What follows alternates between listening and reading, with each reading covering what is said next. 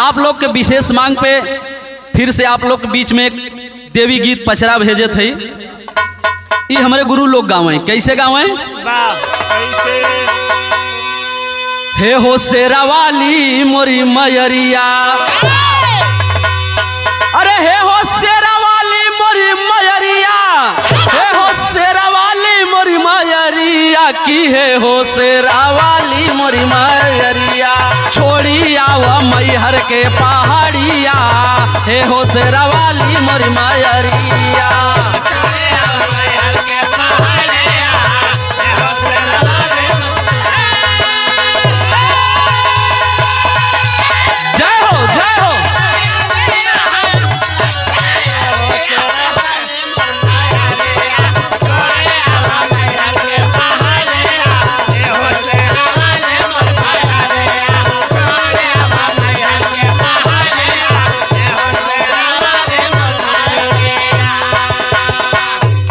भक्त कहते महतारी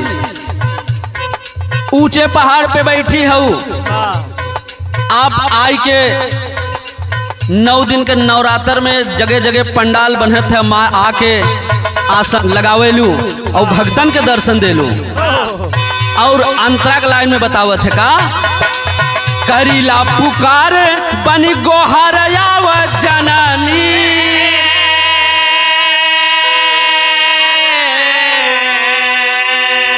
शेरवा के ऊपर सवार आव जननी,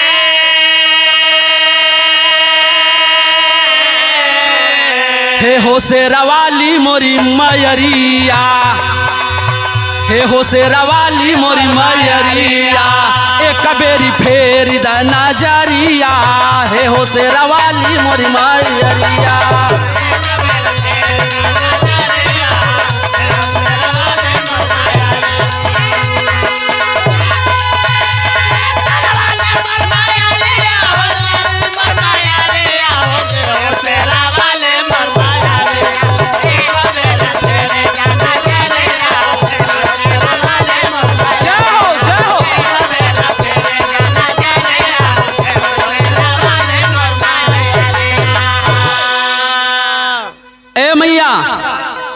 आप जगतारन के नाम से जानी जाती हो, जगह जगह लोग पूजा करलन, पंडाल में जालन, अपन अर्जी लगावलन, और जब अर्जी लगावलन तो उनकर मनसा पूरा हो जाला, जाके लोग लाइन लगा के दर्शन करलन। अगली लाइन में भक्त बतावता, पाटू जगतारन नहीं है कहे संसार हो,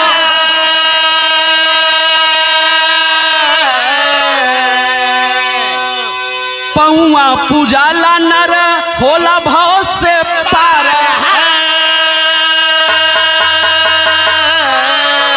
अरे पौआ पूजला होला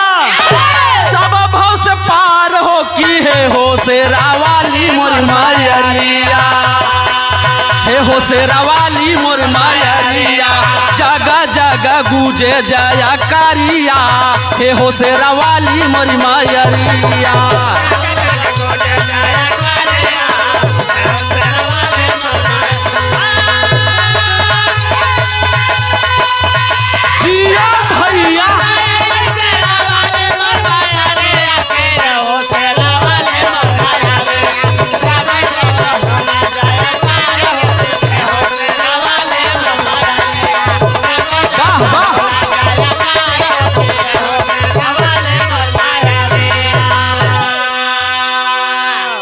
ए मैया जगह जगह जयकारा लगता है, कहीं माँ विंध्यवासिनी के नाम से पूजी जाती हो, कहीं माँ शीतला चौकिया के नाम से पूजी जाती हो, कलकत्ता में माँ काली के नाम से पूजी जाती हो, मुंबई के विरार के पहाड़ी पे माँ जीवदानी के नाम से पूजी जाती हो, मुंबई में मुम्मा देवी के नाम से पूजी जाती हो। लेकिन अय बाबू गुरु लोग बताते हैं कि शक्ति एक है, अनेकों नाम से पूजी जाती हो माँ। आखिरी बंद में भक्त बताता है क्या, बिहारी गणेश रामा लाला के सहाई,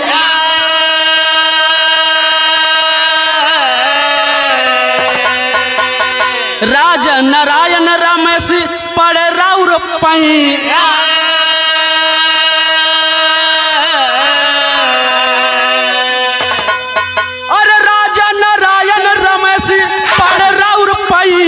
की है हो शेरा वाली मोरी मयरिया, हे हो शेरा वाली मोरी मयरिया, ओ पिचंद से खर पड़े पायरिया, हे हो शेरा वाली मोरी मयरिया।